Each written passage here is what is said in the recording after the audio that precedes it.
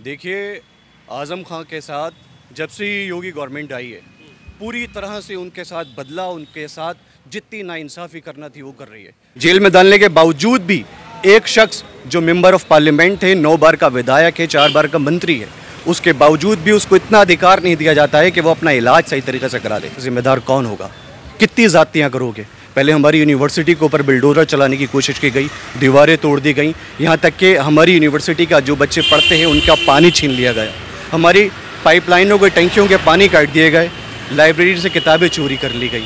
जुल्म की कोई इंतहा छोड़ी नहीं है इस सरकार ने। पर यह सच्चाई है कि जिस तरह से पार्टी को उनका साथ देना चाहिए था उस लेवल पर साथ नहीं दे पाए। ओवैसी जी हैं, ठीक है, अच्छे स्पीकर हैं, अच्छी बात रखते हैं, पढ़े लिखे हैं, बरिस्टर हैं, लेकिन आज़म खां हैं। लोग बहुत मंत्री बन जाएंगे, लोग बहुत मुख्यमंत्री बन जाएंगे, यानी कितने एमपी बनेंगे, कितने एमएलए बनेंगे, लेकिन अब कोई दूसरा आज़म नहीं बनेगा।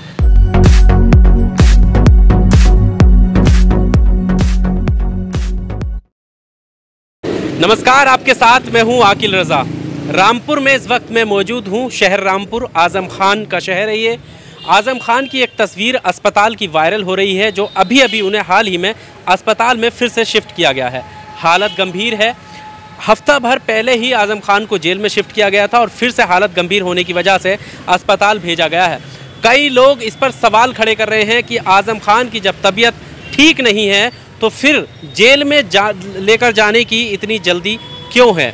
रामपुर में यहाँ इसलिए आए हैं कि रामपुर के लोगों से जानना चाहेंगे कि आज़म खान की हालत और सरकार के इस तरह के रवैये को देखकर जनता का क्या मानना है। क्या नाम हुआ सर आपका? मेरा नाम अब्दुल रहीम खान है।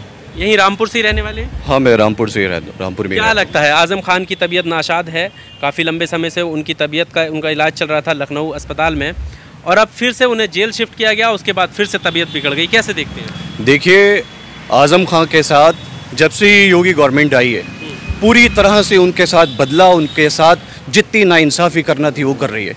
पहले नाइंसाफ़ी उनकी यूनिवर्सिटी पे कभी बुलडोज़र चलाते हैं, पहले उनके ऊपर झूठे मुकदमे लगाते हैं, उनके पूरे परिवार के ऊपर झूठे मुकदमे, उनकी बीवी के ऊपर झूठे मुकदमे, उनके बच्चों के ऊपर झूठे मुकदमे, या उनको उसके बाद जेल में डाल दिया गया, लेकिन सरकार को वहाँ पर भी चैन नहीं मिला। जेल में डालने के बावजूद भी एक शख्स जो मेंबर ऑफ पार्लियामेंट है, 9 बार का विधायक है, 4 बार का मंत्री है, उसके बावजूद भी उसको इतना अधिकार नहीं दिया जाता है कि वो अपना इलाज सही तरीके से करा ले। एक बार बीमार हुए, कोविड के शिकार हैं, उम्र दराज हैं, बहुत बुरी तरह से, जिस तरह का आप देख चुके हैं कि पेंडेमिक चल रहा है, कि लोग अपनी जान गंवा रहे हैं। ज़रा से बुखार आता है, पेंडेमिक होता है, कोरोना होता है, फौरी इंसान मर जाता है।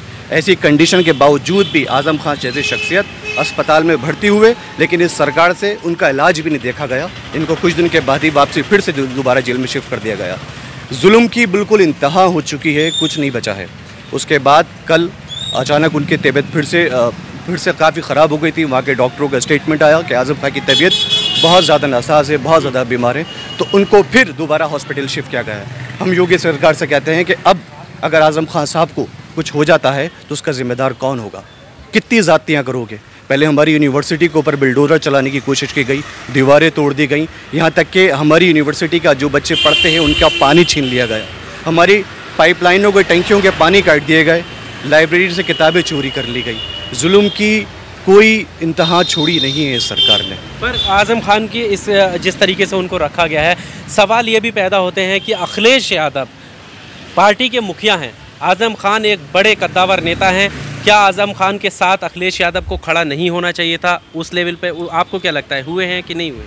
देखिए, अभी तक उनके घर के तरफ से कोई भी ऐसा स्टेटमेंट नहीं आया है कि रामपुर के अवाम जो है, उनके मुख्यमंत्री, अगर मैं आपको सच बताऊं, उनकी मुख्यमंत्री, उनकी सरकार सिर्फ आज़म खान है। आज़म खान जिस तरफ चलते हैं, ठीक है, सब तरफ सारी अवाम उसके तरफ चलती है।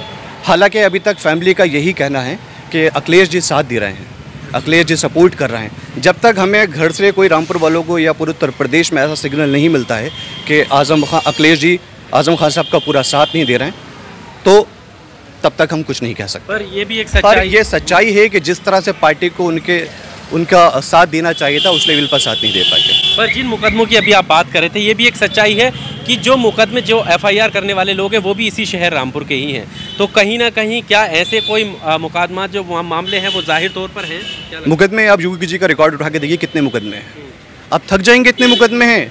उनके ऊपर तो 300 जाने कौन कौन से मुकदमे, अपराध के मुकदमे, क्रिमिनल मुकदमे, बहुत ज़्यादा मुकदमे, और कोई ऐसा लीडर उठा के देख लीजिए जिसके ऊपर मुकदमे नहीं है इनकी सरकार में भी। लेकिन सिर्फ आज़म खान साहब, रही बात रामपुर शहर की, तो देखिए मुखालिफ हर जगह होते हैं, लेकिन उन मुकदमों की जांच की जाए, तहकीकात की जाए। आपने अभी उनको ऊपर मुकदमे साबित भी नहीं हुए हैं, मुकदमे बिना साबित हुए के बावजूद भी उनको जेल में इस तरह से उनको सज़ा दी जा रही है कि जैसे कोई बहुत बड़े क्रिमिनल उनको सज़ा उनको ऊपर हो चुकी हो, उनको साथ ऐसा जुल्म किया जा रहा है।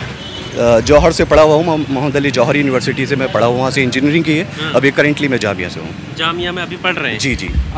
मैं ये जानना चाहता हूँ यहाँ के यूथ को लेकर, क्योंकि मुस्लिमों को लेकर ये आवाज़ उठती है कि मुस्लिम जो लीडरशिप है उसको दबाने की कोशिश हो रही है और उसमें नाम आज़म खान का आता है।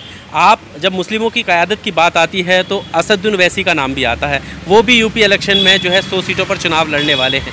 ऐसे में जो रामपुर के मुसलमान, या यूँ कहो कि यूपी के मुसलमान, जो उनका रुख क्या हो? सर देखिए, उत्तर प्रदेश में आज़म खान के साथ, आज़म खान के अलावा और कोई दूसरा चेहरा नहीं है। चाहे वो कोई भी आ जाए, जब तक आज़म खान है, आज़म खान की टक्कर पे कोई नहीं है। ओवैसी जी हैं, ठीक है, अच्छे स्पीकर हैं, अच्छी बात रखते हैं, पढ़े लिखे हैं, बैरिस्टर हैं, लेकिन आज़म खान हैं। लोग बहुत मंत्री बन जाएंगे, लोग बहुत मुख्यमंत्री बन जाएंगे, यानी कितने एमपी बनेंगे, कितने एमएलए बनेंगे, लेकिन अब कोई दूसरा आज़म नहीं बनेगा। ठीक है, यहाँ को लेकर आज़म खान जो है अभी अस्पताल में है और अभी पता नहीं कि वो वहाँ से जेल से बाहर कब होंगे। अगर तबीयत सही होगी तो वापस जेल जाएंगे। लेकिन चुनाव धीरे धीरे करीब आ रहे हैं, ऐसे में चुनावों पर जो सपा के वोट बैंक है, असर पड़ेगा रामपुर में? देखिए, आज़म खान कहीं पर भी हों, आज़म खान को सिर्फ अपना पर्चा भरने की देर है, कोई नहीं रोक सकता। और आज़म खान जेल में ज़रूर हैं, लेकिन उनके सपोर्टर जेल में नहीं हैं। वोट डालने वाले लोग जेल में नहीं हैं, उनके सपोर्टर अभी भी हैं, उत्तर प्रदेश में हैं। जिस तरफ उनका इशारा होगा सपा की तरफ ही होगा इंशाल्लाह।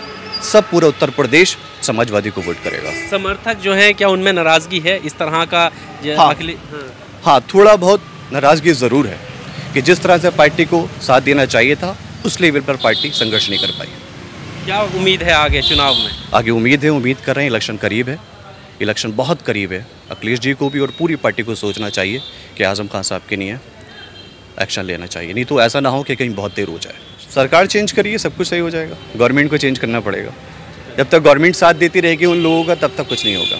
चलिए, बहुत शुक्रिया हमारे साथ बात करने के लिए। तो रामपुर से ये शख्स हैं जो यहाँ के हालात बता रहे थे। आज़म खान के समर्थक में जो लोग हैं वो किस तरह नाराज़ हैं, किस तरह समर्थन कर रहे हैं और आगामी चुनाव पर इसका क्या परिणाम होने वाला है। कैमरामैन सलीम के साथ आकिल रज़ा की रिपोर्ट, रामपुर।